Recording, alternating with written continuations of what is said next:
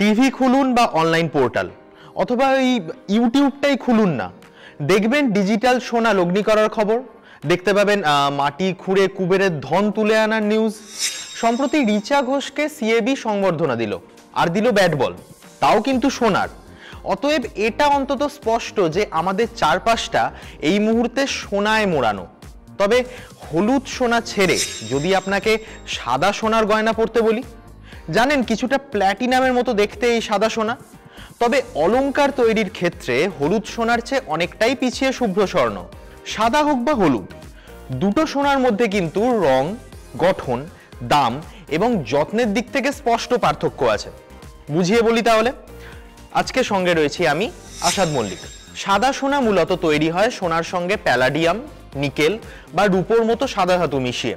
এরপর এর উপর সাধারণত রোডিয়ামের আস্তরণ দেওয়া হয়, যাতে এটা উজ্জ্বল এবং চকচকে একটা রূপালী আভা পায়। এই প্রলেপ সাদা সোনাকে খাঁটি সোনার তুলনায় অনেকটা বেশি শক্ত করে তোলে।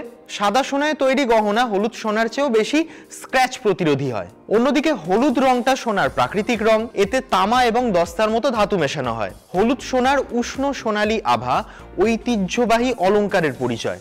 আসলে ভারত এবং মধ্যপ্রাচ্যে সাদার চেয়ে হলুদ ধাতুর অলংকারই অনেক বেশি জনপ্রিয়। শুধুমাত্র হলুদ ধাতুই 24 ক্যারেটের পাওয়া যায়, সাদা সোনা কিন্তু 24 ক্যারেটে পাওয়া যায় না।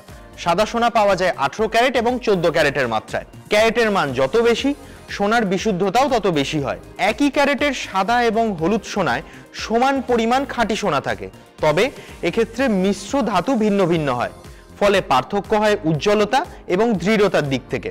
সাদা সোনার দাম সাধারণত 10 থেকে 15% বেশি, কারণ এতে ব্যবহৃত মিশ্র ধাতু এবং রোডিয়াম প্রলেপ বেশি ব্যয়বহুল হয়। পাশাপাশি নির্দিষ্ট সময় পরপর পুনরায় প্রলেপ দেওয়ার খরচও থাকে। সাদা সোনার দাম সাধারণত 10 থেকে 15% বেশি, কারণ এতে ব্যবহৃত মিশ্র ধাতু এবং রোডিয়াম প্রলেপ বেশি ব্যয়বহুল হয়। পাশাপাশি নির্দিষ্ট সময় অন্তর এটাতে পুনরায় প্রলেপ দেওয়ার খরচ থাকে। অন্যদিকে হলুদ সোনা তুলনামূলকভাবে সস্তা এবং যত্ন নেওয়াও সহজ। আধুনিক এবং পরিশীলিত নকশার গয়নায় সাদা সোনা আজকাল খুব জনপ্রিয়। আজকাল তো বাগদানের আংটিতে এই সাদা সোনার ব্যবহার খুব বেড়েছে। প্লাটিনামের দাম ভীষণ বেশি হওয়ায় অনেকেই এই রোডিয়াম প্রলেপ বিশিষ্ট সোনাকেই বেছে নেন। যদিও পুরনো দিনের নকশা এবং সাংস্কৃতিক তাৎপর্যের জন্য হলুদ সোনা বরাবরই জনপ্রিয়তার শীর্ষে থেকেছে। ক্রেতাদের কাছে হলুদ ধাতুর সৌন্দর্য কিন্তু চিরন্তন। এতক্ষণ তো ভিডিওটা দেখলেন, বুঝলেন। আপনার মনে হতেই পারে তাহলে বেছে নেবেন কোনটা। দেখুন, সাদা সোনার উজ্জ্বলতা বজায় রাখতে প্রতি 1 থেকে 3 বছর পর পর রোডিয়ামের প্রলেপ দিতে হয়। এক্ষেত্রে খরচটা কিন্তু বেশ বেশি। হলুদ সোনা সময়ের সঙ্গে সঙ্গে সামান্য কালচে হতে পারে, তবে সেটা পরিষ্কার রাখা কিন্তু সহজ, শ্যাকরাকে দিলেই পরিষ্কার হয়ে যায়। যদিও তুলনামূলকভাবে সাদা সোনা বেশি টেকসই এবং আঁচড় প্রতিরোধে সক্ষম। তাহলে কোনটা বেছে নেবেন? যদি আধুনিক নকশা, মজবুত গয়না এবং চকচকে রূপালী আভা পছন্দ করেন, তবে সাদা সোনা নিন। আর যদি ঐতিহ্য, সংস্কৃতি এবং উষ্ণ সোনালী রং আপনাকে টানে, তবে হলুদ সোনা উপযুক্ত। দুটিই খাঁটি সোনা, শুধু রূপ এবং রুচির পার্থক্য। বর্তমানে হলুদ সোনার 24 ক্যারেট 10 গ্রামের দাম 1,22,000 টাকার আশেপাশে, সেখানে সাদা সোনার দাম এর আশেপাশেই থাকে। এক্ষেত্রে সাদা সোনার দাম নির্ভর করবে এর সঙ্গে মিশ্রিত সংকর ধাতুর দামের উপরে।